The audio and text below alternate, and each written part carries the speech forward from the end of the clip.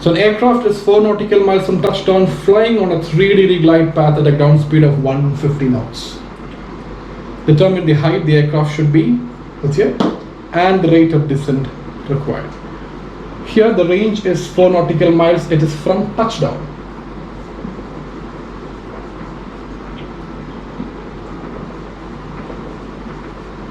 Sir, height is 1200 feet. Okay, you can just drop in the chat so that Apeksha can actually try it out. This is the extended center line. This is a touchdown here. So from touchdown now it is 4 nautical miles from touchdown. You are on a 3-degree glide slope, which is a very commonly used glide slope, and ground speed of 150. You're asked to find out height. The aircraft is here, so you have to find out this height. Yeah, how will you find the height in glide slope? Same question. Here there is no ILS reference height, and for that reason distance is given from the touchdown point. In both the previous questions, if you see, the distance is given from the threshold, not from touchdown point. That is why we consider the extra 50 feet. Here it is given from the touchdown point, right here. So how will you find out? Yes, Apeksha, how will you find out the height here? You take the glide slope. The glide slope. Into? Into 100? Into range. Into ground speed, sorry, into range, which is 4 nautical miles. How much is that? That's 1,200. 1,200 feet is going to be your height and glide slope. So the first question is answered. Yes, I'm curious to know what the rate of descent is. What is the meaning of rate of descent? What's the meaning of that?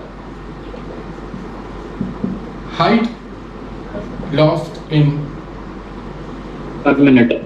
In 1 minute. So height lost in feet, and this in minute, therefore the unit of rate of descent is feet per minute. There are 2 ways by which you can do this. We'll see the first method here. So if I take this particular question here, I'm trying to find out what is the height that I would be 1 minute from touchdown. Remember this discussion from 1 in 60? So just go back to your 1 in 60 theory, it's all there, right? So what is going to be my distance to touchdown when 1 minute before touchdown? What is going to be my height 1 minute to touchdown? So let me draw the runway here. Extended center line. This is touchdown point. 1 minute to touchdown, what is going to be my height on a 3-degree glide slope?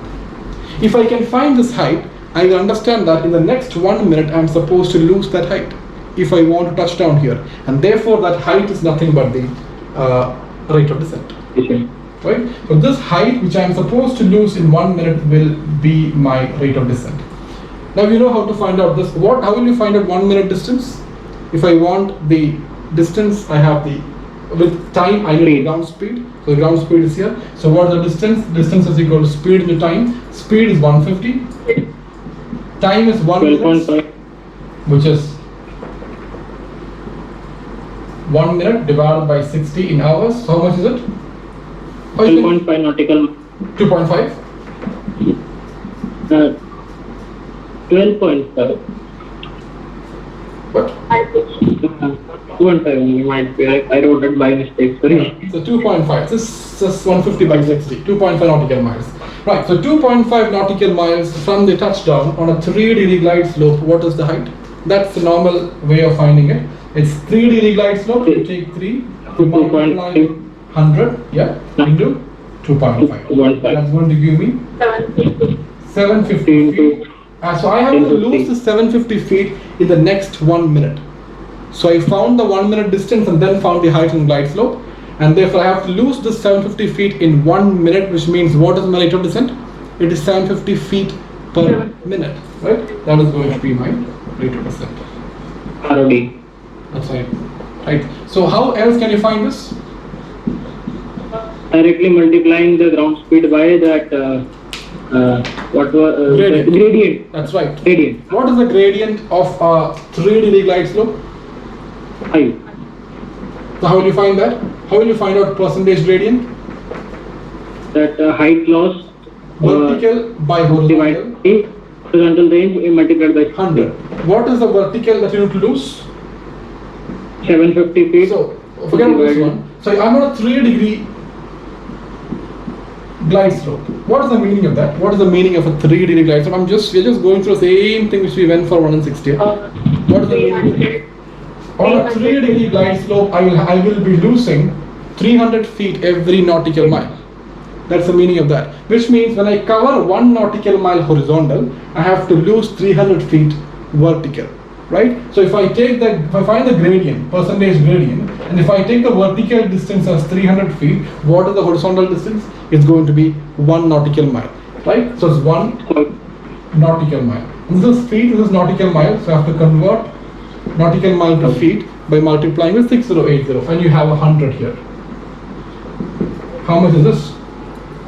Find out 300 into 100 divided by 6080. 4.9 feet. 4.9, which is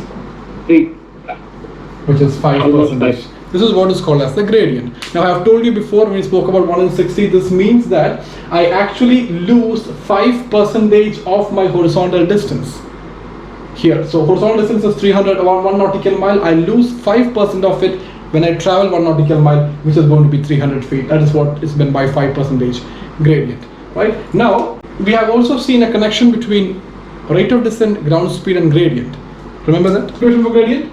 Gradient is vertical by horizontal into 100. Into 100. Right? Now if I divide the vertical and horizontal by time, the numerator and denominator distances by time, what do I get? What is the vertical distance covered per unit time?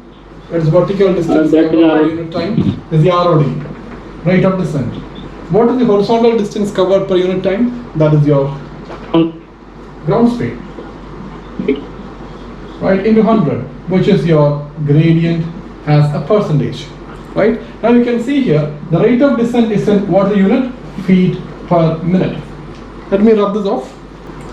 Yeah, feet per minute. What about your ground speed? Knots. Nautical mile per hour. So we have a problem here. We have to make the unit same.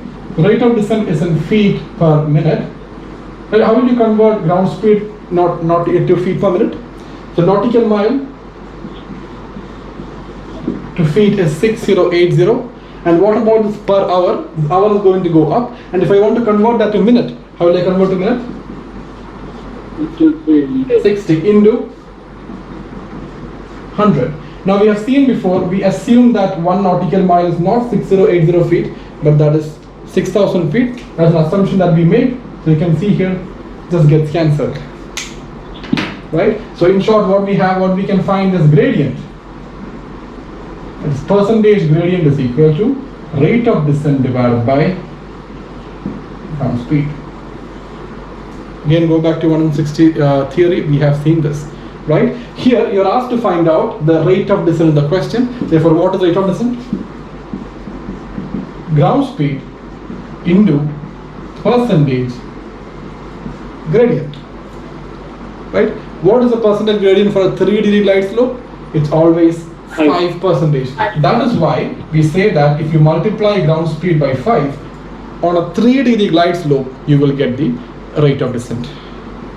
It's not coming from the sky. This number 5 is just the gradient on a 3-degree glide slope. So on that note, on any glide slope, if you can find the gradient and multiply with ground speed, you will get the rate of descent. For a 3-degree glide slope, this is particularly useful to save some time, because if you know that the glide slope is 3 degree, what you have to do is just multiply your ground speed with 5, and that is going to give you the rate of descent. But you should know how you got that, because in the event you have some other glide slope, you cannot multiply with 5. You have to multiply with the respective gradient, or you have to find it out in the way which we did before. Is it clear? Right? You can just copy down whatever you want to copy down here. Let me know.